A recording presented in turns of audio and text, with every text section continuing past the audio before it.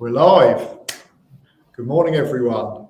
Welcome to this Meet the Pledger LinkedIn Live. And this morning, I'm really excited to have Adam Whitehouse from TMT First with us.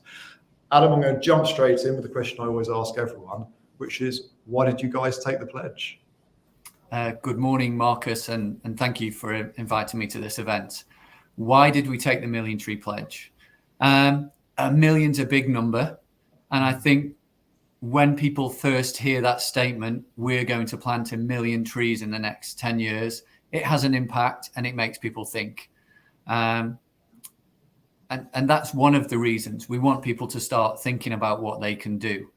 Planting 1 million trees is going to help, but I don't believe it's everything that someone should do. It shouldn't be an alternative to doing other things in this climate crisis we're on. But it's a big statement. I think that's the simple answer. Yeah, and how have people responded to that statement when you told them? Just as we want them to. Most people are in awe that, well, first of all, they think we're planting 1 million trees ourselves. So then we have to explain about the partnership and with ecology. Lots of people ask, where are these trees going to be planted? And my answer is, we're on one planet. It kind of doesn't matter where those trees are going to be planted. They're going to have an effect somewhere. And hopefully, and I know ecology are really good at doing this because they plant, if I understand that they will plant more than 1 million trees for the 1 million trees we pledge to allow for those that don't make it. And they also think about planting trees that can grow faster, that can reproduce themselves as well. So within 10 years, if you plant 1 million of a certain type of tree in a certain area, they might have then sprouted other trees. So, and I know also there's an opportunity to plant trees closer to home for those people that want to do that. There's planting areas in Scotland as well. So yeah, most people think it just as we wanted them to. That's a big number. Tell me more about it.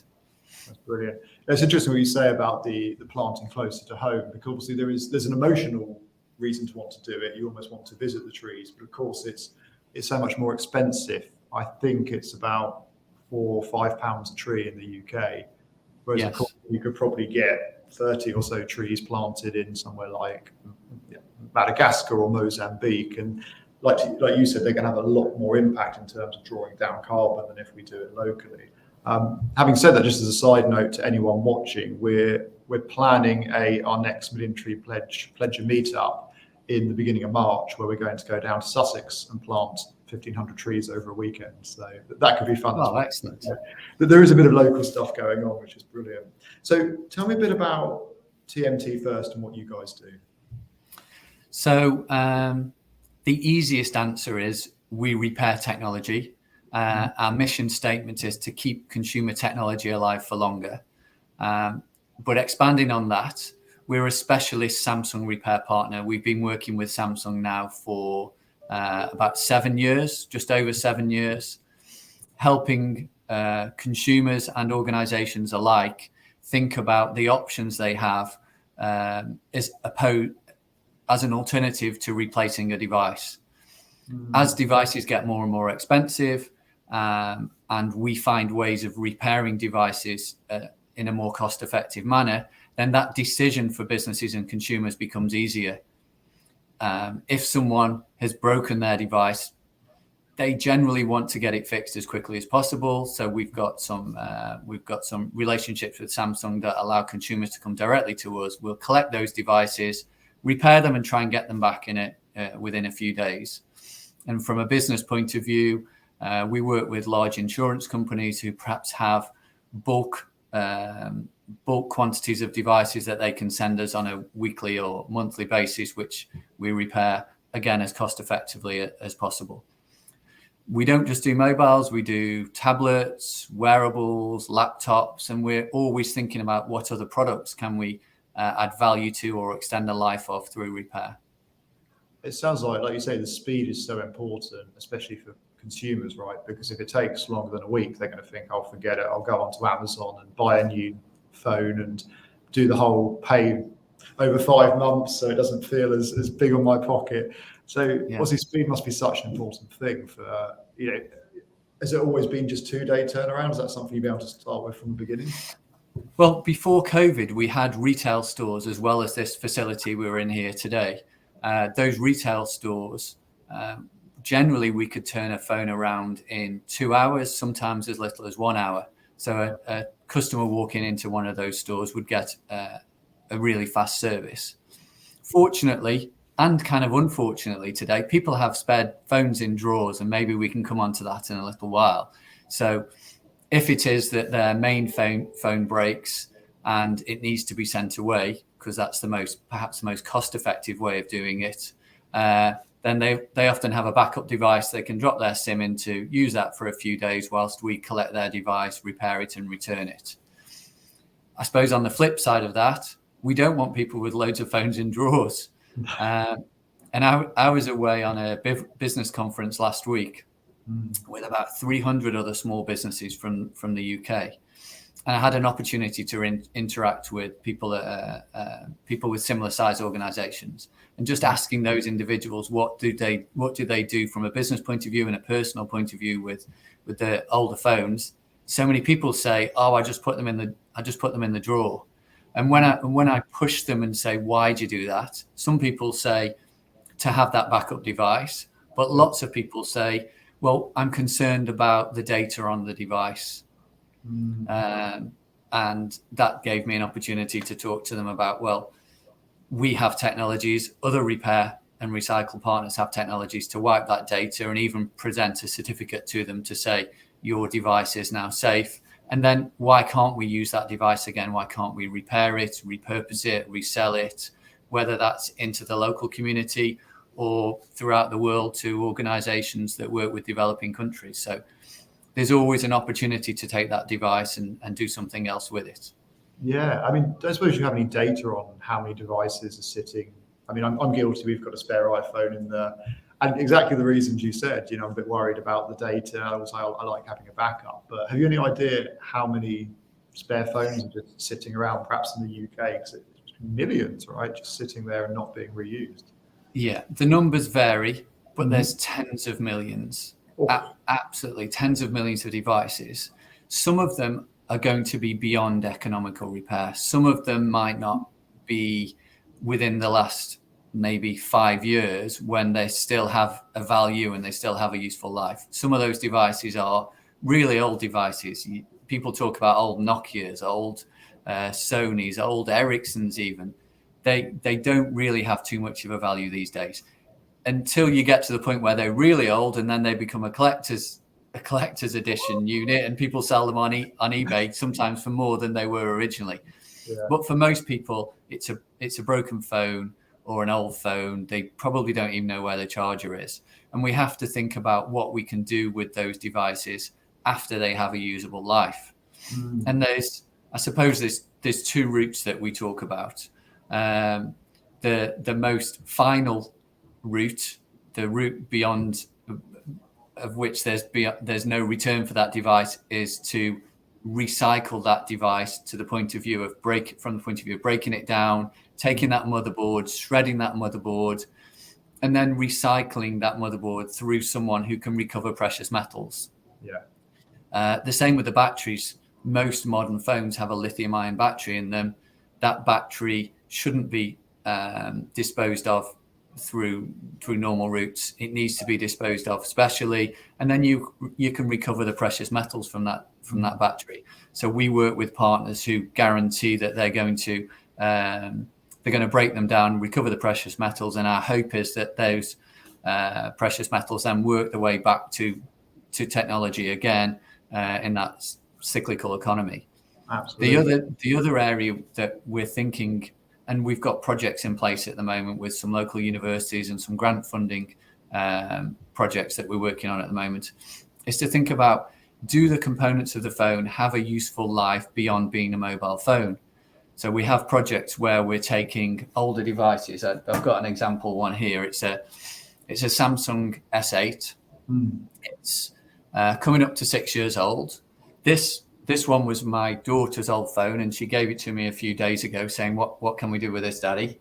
And we're thinking about how we use the motherboards in these devices and turn them into PCs or turn them into PC-like devices, where we can then perhaps work with developing countries who struggle to get technology that gives them internet access, maybe even local communities that want to be able to access the internet or have some technology. So there's other things we can do with those, including even when the screens are broken and the backs are broken and they don't work as phones anymore, then the components inside can be connected to a monitor and you can still use it as a usable device. So I don't know where that will go. I'm hoping that people have other ideas. We've seen research online. People are using them as monitors, child monitors. They're using them as security devices because there's sensors in there. When people come into the home, they can sense someone's there. One person even made a fish tank monitor out of an old mobile phone. But if you think the processors in phones are pretty smart these days. That's fascinating. I mean, it sounds to me like there's just a big education piece here, which is, I guess, part of what you're doing, you're evangelizing for this to get those tens of millions of phones sort of actually in use again, rather than just collecting dust in a drawer.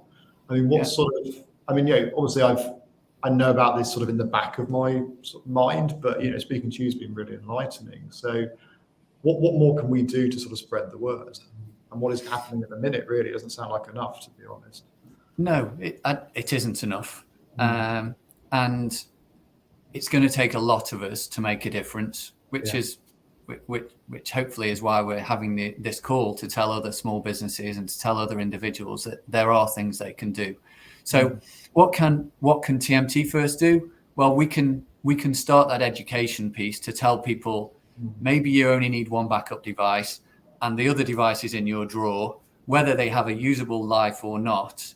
We can remove that data, or we can show them how to remove that data if they do a master reset on the device. And then we can give that device a second or third life, or we can dispose of it properly. What else can we do? We can encourage people to look at repair rather than replacement. The second life phone volume sales in the UK and throughout the world has grown year on year. So people are getting this. And I think with the economy going the way it's going at the moment, we have a period of, I think we've got a challenging time ahead of us, certainly through 2023. People will be thinking about how they can save money. A new phone, some of the latest phones can cost £1,000, £1,500 and beyond. Repairing a device might cost you £150, £200. So as people, we said earlier on, people want their phone repaired quickly. So if we can find quick ways of people getting their devices repaired, and we can educate people to the fact that it's not really that expensive to repair your device compared to getting a new one, then that we should be doing that too. As part of our Million Tree Pledge, we've made the commitment that for every device we keep alive, for every device we repair and change components on there, we'll plant a tree. Brilliant. And as our business continues to grow, I'm confident we'll soon be planting 10,000 trees per month, and then 15,000 trees and 20,000 trees. And I'm really hopeful that we'll hit that million tree mark before the 10 years. We also have that opportunity to go to our clients and our customers and ask them to perhaps do the same. Could they match our planting? And then we'll get there twice as fast. So there's an opportunity to educate people that way too. That's a big part of it. And a lot of the pledges are doing that, is getting their networks, their clients, their customers to also do it and spread the word that way. And that's brilliant. But one thing that springs to mind, you touched on it earlier on, is also you've got some B2B clients, you've got big insurers. Is that a faster route to growth to an extent, is getting sort of large companies to say, here's all our equipment that's just broken or needs fixing, and just sort of having more wholesale contracts for TMT First? Is that an avenue as well, which I'm just sort of definitely bulk uplift? Yeah. So insurance companies, the bigger ones in the UK, seem to have two approaches. One approach is the same unit repair approach. It's us collecting the device or them collecting the device, sending it to us. We repair the consumer's device and return it to them. And the other is a bulk repair option. And if you think about those two processes, if someone sends their own device in and it has a few scuffs or scratches on the back or the side, and they've broken the screen, what the customer really wants is their screen fixing. We won't need to replace the bezels. We won't need to replace the backs. So that's a more environmentally friendly way of repairing a device. Whereas other insurance companies want to give the customer the best experience. So they might go to their doorstep with a replacement phone and say, here's your replacement phone. I'll take the old one away. When we get those old ones back, they have scuffs and scratches on them, and we have to replace the backs and we have to replace the bezels as well as the broken screens. So we use more components on the bulk repair. So it's finding this balance between convenience for the customer and not using so many parts. And that's always going to be a challenge. What we have done in the last year is we've worked with Samsung to find ways of repairing devices, same unit devices and also bulk devices, using fewer components. And we found ways of repairing devices that's a lot more cost effective for the consumer or the business, but also better for the planet. So as an example, we can change and repair screens in a way now where we don't need to replace batteries and we don't need to replace bezels. I'm not sure how much I can talk about it because it's in test phase at the moment, but it will save a consumer about £50 per device on a repair. And it means we don't need to use new batteries on lots of the devices. We can refurbish the batteries and we can refurbish the bezels. And we think that will allow us to repair about 100,000 more phones per year, because we found this more cost-effective way of doing it. So we're now trying to figure out how we scale TMT to do that extra volume, which is really exciting times. We're doing good things for the planet. We're keeping technology alive for longer, and we're creating jobs in the local area. And you're innovating. I think that's it. When you first started this interview, you said, well, very basically, we fix technology to keep it alive for longer, but actually you're innovating new ways of doing that. So that's incredible. It's really exciting.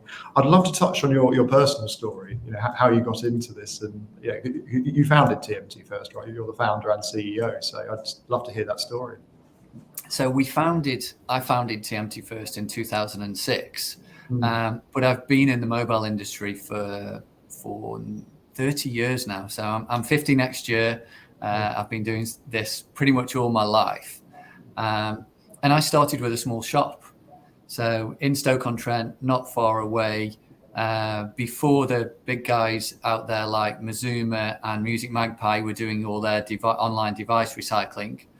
And we have a recycling brand as well. Perhaps we can touch on that a little later. Yeah. I opened a small shop, and the idea was that when people wanted to upgrade their devices, we'd trade in those devices. So TMT First actually came from the first shop we had, and it was called The Mobile Trader, TMT, The Mobile Trader. Bring your device to us, we'll trade it in. We cleaned it up, we data wiped it. Sometimes we needed to repair it. Back in the day, there was lots of network locks on there. So we had technologies to remove those network locks. And then someone could come in and upgrade to a new device. And it was a very small business, a very small shop. There was 2 or 3 of us working in there, and really an opportunity walked through the door one day. A local business that I knew a little bit about, but I didn't know the scale of it until this conversation happened. At the time, it was owned by John Cordwell, who's the guy who was behind Phones for You, but he had an international mobile phone trading business. They used to buy surplus stock from all over Europe. They'd bring it to the UK, they'd reconfigure it for the UK market, and then they'd sell it out again. Okay. And they'd purchased a batch of phones that had a startup message on there, and I think it was from Germany or the Netherlands, somewhere that way. And their technical team didn't know how to remove the startup message. One of their directors came into my store. They brought the device to me and said, one of our technical team thinks that you might be able to change this software. I changed the software and he said, that's fantastic. We've got more devices. I said, that's fantastic. Bring them in. He went, no, we've got lots. I went, well, I've got a spare room upstairs as well. And he went, no, we've got 50,000 of these devices. So it was just a complete paradigm shift for me to think that an organization would need 50,000 devices configuring. So we spent the next, I say me and a friend of mine who was quite techy as well, had to find a way of configuring the software on these devices really quickly. And we came up with a small dongle that we could connect to the bottom of the phone, and we then could change the software on those devices or change the startup message on these devices in about 5 seconds. So we soon got through the 50,000, and then the opportunity arose for us to consider how we might configure other devices. And that kind of that change was fundamental to us becoming who we are today. We started to work with some of the major networks. We went directly to the manufacturers and said, is this a bigger problem for you all across Europe? And could we be a configuration partner for the UK? So we were then working with T-Mobile back then, working with the organizations I mentioned before, like Nokia and Sony, and we were their UK configuration partner. And that was great for many years until everyone who's watching this now goes, why do you need to update a phone software? It just does it by itself. So technology develops, that opportunity kind of went away. Phones back then had 5, 6, if you're lucky, 10 languages on there. Today, they've got every language in the world on the device. Automatic updates happen. They didn't need that type of work. So we started to look at other opportunities in that space, working with organizations, bigger organizations like Carphone Warehouse, who had, I think at the time, 830 stores. They had devices in those stores that had perhaps had the boxes open, that had customers look at them, and they weren't sure whether it was as good as new anymore and could they sell it as new. So we started looking at quality control, testing those devices, flashing those devices, trying to figure out if we could add value to them. And that's how we started to think about the devices that were broken, who was going to repair them. And you'll see, and again, people watching that are my age, probably even your age as well, understand that there's this transition now from you go into a network store and you buy a phone that comes with a SIM card, and now you go into a network store and you might already have your own phone and you just want a SIM card, but you need your own phone looking after. So we 7 years ago, Samsung said they were interested in us being a partner, and since then we've grown and grown and grown to the point. By the end of this year, we'll be repairing about 10,000 phones per month for that organisation. That's amazing. And obviously, you've always been environmentally conscious. Is that the case? The environmental side of things, how did that come into the equation for you? Yeah. So I really hate waste. My wife hates sometimes that I hate waste because I just store and hoard everything. I've got so much old technology out there that was out there. So environmentally, all the way back to that shop, it was about keeping technology alive for longer. Yeah. Today, yes, we plant trees, but in the business in the last few years, we've taken on an old building that's 43,000 square feet, and it had old lighting in there, old heating systems. So we've made sure we've gone through the business and put more efficient heating in. We've changed all the lighting to LED lighting. We've got monitoring in every room so we can make sure the temperature's good enough for the staff, but that we don't waste energy when we're not in the building. So that's just as important for every business as doing things like planting trees, preventing the need to use energy whenever you can. What else do we do from an environmental point of view? We've put a good proportion of the staff. So there's 130 of us here now. We've doubled in size in the last few years. But last year, we put 30 staff through carbon literacy training. So they could then speak and work with their teams and try and kind of evangelize across their teams about what else can we do to reduce the carbon emissions, not just as a business, but also taking that back home What do they recycle? How do they think about energy use at home? We've signed up with an organisation that allows the staff to buy electric cars through the business in a more economical way, and that's with Octopus Energy. Yeah. So we've only just done that, and we're looking forward to the staff looking at how they might benefit from that. We encourage the staff that are local to cycle to work. And I know some of the staff have got electric bikes now, and they come into work that way. So we're always wanting the staff to feed back to the senior management team and to their individual teams ways that they think we can be more sustainable. I'd love to hear a tiny bit more about the carbon literacy training, because that's something I think a lot of businesses would be interested in. I mean, I have, there's 51 staff at Fountain. A lot of them are very green-minded, but I don't know if they're as au fait with a lot of the language. So where did you, if you don't mind sharing, where did you guys send you guys to get the training? So we've been members of an organisation called Staffordshire Business Environment Network, SBEN, and they're absolutely wonderful at signposting all the members to opportunities to educate.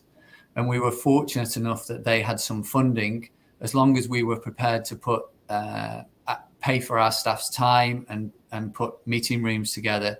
They were prepared to bring in a team to do that training to our staff, or for our staff. At the same time, we took the opportunity to look at our supply chain and look at some of the organizations within that supply chain that we thought we needed to educate. And we invited them to that training as well. As well as that, we invited some key people from Samsung, not just to see what we were doing, but also to educate them and perhaps let them see how important this type of training was, so they could take it back into a bigger organization. Brilliant. So big shout out to Staffordshire Business Environment Network for funding that and for helping us help others in our supply chain. That's amazing. I may suggest that to the Norfolk equivalent. So that's wonderful. So just and I'm happy, if we can, I'm happy to put a link below to the Carbon Literacy Training Organisation, or I can forward it to you. You can put it on this link. Please do. I think we should certainly. We'll put it on the event post on LinkedIn.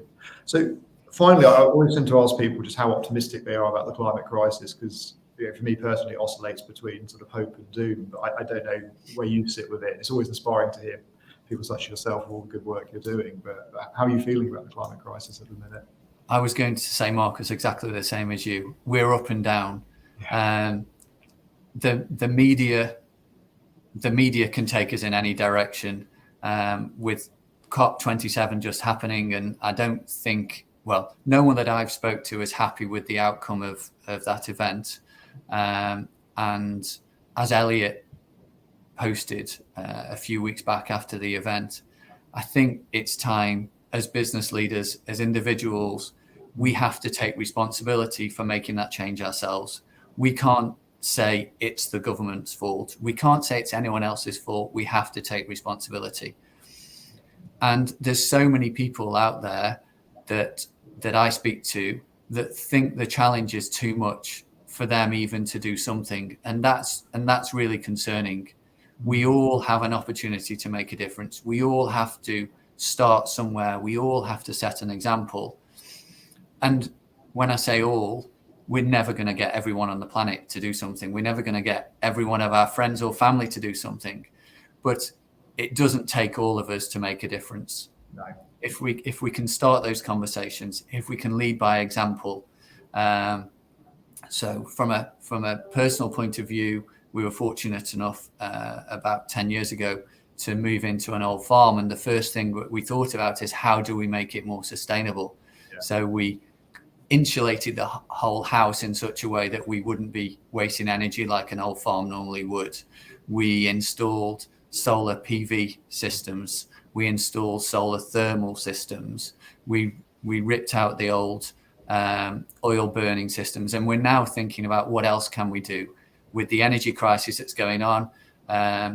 what's the right battery storage solution that we put into a property that's going to have longevity. And I'm looking at new technologies that perhaps use sodium ion instead of lithium ion because it's easier to manufacture. It ends up being a lot heavier, but it's a static system at home, so it makes no difference. I don't have to. It's not like my electric car that needs to be relatively lightweight. We're looking at whether we can put more solar arrays up in the field next door to the property. So those create conversations that allow me to talk to friends and family and just make people think. Well, it normalizes it, doesn't it? And I think you're right. Like it can be overwhelming, but we all just, personally, I'm doing a very similar thing. We've got the air source heat pumps a couple of years ago, got the PVs coming with battery early next year, got the EV coming this month. So you have this checklist of things you try, and it is hard work. And I think those of us who perhaps, are able to afford it have to go first and have to make a lot of noise. And then obviously, that will hopefully start bringing the price down for everyone else. So no, I entirely agree with that. I think I saw a brilliant post the other day talking about the whole adage of if you just improve by 1%, 1% improvement over 365 days is, multiple of 37. Right? That's that post as well. Yeah, it's really, and it's true. It is. You just think actually, all you need to do is, and I say it to the staff of the business as well, a mantra of all we need to do is just try and move the needle a little bit today, just move it a little bit in the right direction. And if you do that every day, that compounding, that consistency, that creates exponential results. And I think that's it. And like you say, we can't convince everybody, and not everyone's in a position. A lot of people are going through very difficult times and they're in pain and they're not in a position to do this. But those of us who perhaps aren't there, we need to cover them as well. And that was sort of the spirit behind the Million Tree Pledge of drawing down lifetime emissions and going beyond our lifetime emissions. Thinking about all the carbon the fountain has put into the atmosphere, drawing that down plus 30 other businesses the size of Fountain, because a lot of them, can't or won't do it. So we have to. And I think, like you say, you do that and you normalise it and it starts conversations, and that's that ripple effect I think you were speaking to. There's not easy answers to some of the questions that people come back to us with, and so I'll give an example. If you look on the internet, it says, I believe it says that it's about 85 kilograms worth of CO2 equivalent to manufacture a mobile device. So if that goes in a drawer and you buy another one, that's another 85. We're trying to figure out, if we just change the screen, how much CO2 emissions are we creating from that?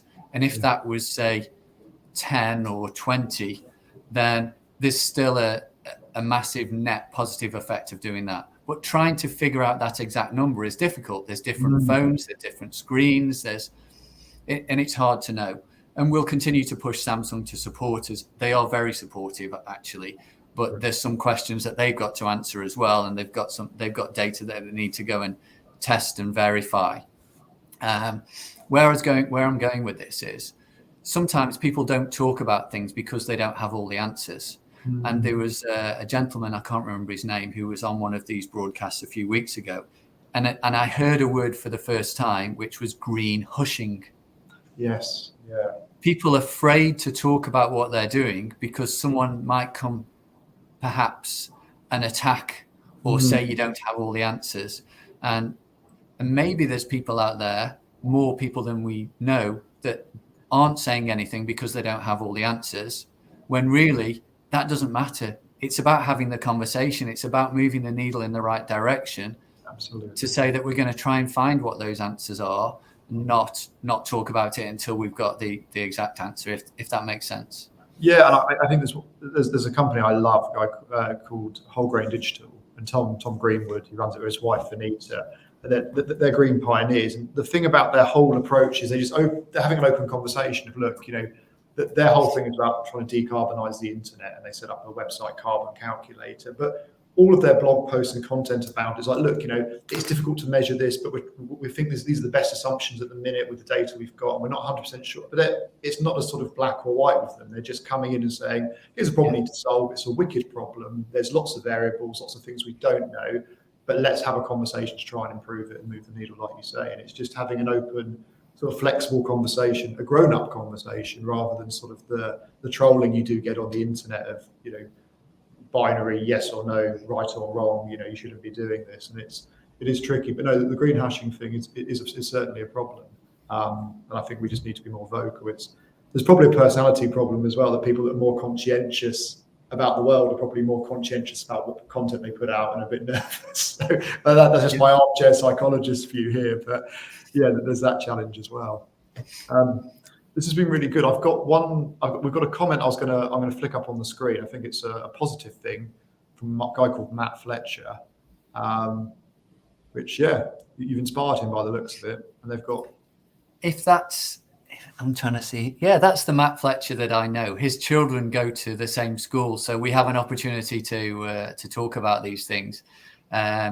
He kind of keeps technology alive for longer as well, Matt. If you're listening or watching, I believe that he takes big motors that are faulty and he rewinds those motors to keep them going for longer. Sorry if I've got that wrong, Matt, but it's kind of industrial scale technology rather than the electronics type technology we do. So he's doing a great job there, and amazing to see that he's planted so many trees so far. Yeah, that's brilliant. So just final question. I mean, it's an interesting one. So obviously there's a lot of people watching our small business owners or in business. I mean, I'm assuming that Fountain could use you guys for our Samsung technology or any technology, really. Is that the case? Do you take businesses saying, hey, here's a pile of laptops and old phones that we've had, or is that you more consumers, direct to consumer? No. So from a consumer point of view, we have a brand called Mealy Mobile, Meelie. Okay. My eldest daughter's called Amelia. We call her Mealy. When we wanted to come up with a name for the business, we thought it'd be great. And the image for Mealy Mobile is a little girl with ginger hair. So Mealy will be forever young. Oh. So from a consumer point of view, any consumer who's thinking about recycling those devices, and there's other places to go to as well, like I mentioned, Mazuma, Music Magpie. They're much bigger than we are, but I think our prices are competitive. Having the opportunity and making people aware that sites like that exist, so that phones that might end up in a drawer actually end up as cash in someone's pocket, gives an alternative. And I'm surprised at how many people don't know about these recycling sites. And you can get a lot of money back for your device that's only a few years old, because devices hold their prices a lot more than they have in the past. We will guarantee that your device is data wiped. We'll refurbish it, repair it if need be, clean it up and make it as good as new. And when we sell it back to a consumer, we'll sell it back to a consumer if it's a Samsung device with a 2-year warranty. That's the same warranty you get with a new phone. So hopefully we're giving people confidence that when they sell us a device, their data is cleared. They're going to get some good money for it, which is important for everyone at the moment with the cost of living crisis that's going on. And their device will have a second life. And why not have a third life or even a fourth life? The manufacturers, Samsung and Apple today, most of their devices will have, certainly their mobile devices, will have a 5-year software upgrade guarantee. So they'll have the latest Android or Apple software running on there. They'll have the latest security updates for at least 5 years. So we can continue to make these devices last longer. From a business point of view, we don't want businesses putting even more phones in drawers as well. And businesses are going through this cost of surviving challenge, if you like, with the cost of electricity going up and up. So why not give them the opportunity to do the same? So if you're a business and you have a volume of devices, whether that's devices that you want to have repaired, ready to give to your staff if something happens to their devices, if they get lost, stolen or broken, or whether you have devices that you no longer need, we'd love to buy those devices from you. And if they're too old for us to buy, we'd still love you to send them to us so that we can recycle them and break them down and make sure that the components are used again rather than going to landfill. Brilliant. This is really good. Right. Well, I think we've covered everything. I mean, finally, if people want to get in touch with you, what's the best way to get in touch? You can, if you're a consumer, go to Mealy Mobile. If you're a business, go to business.tmtfirst.co.uk. Drop my name in when you ring.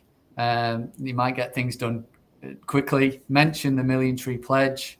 That's probably the easiest way. Go to our website. There's plenty of ways. I'm sure we're on social media as well. So you could even send messages through that way too. Brilliant. We'll put a Or link. if you want to contact me directly, it's adam@tmtfirst.co.uk. Wonderful. And we'll put the links in the comments on the post. And finally, Matt has come back. He's been watching the whole thing. There we go. I was right. Right. Well done. Brilliant. Well, Adam, thank you so much for your time, and thank you for watching, everyone. I hope you found it both interesting and useful. I'm certainly going to go through my drawers now and try and find some devices to send to you. So that's great. That'd be great. Great speaking to you, Marcus. Thanks, Adam. Cheers. Okay. Bye to everyone. Bye for now.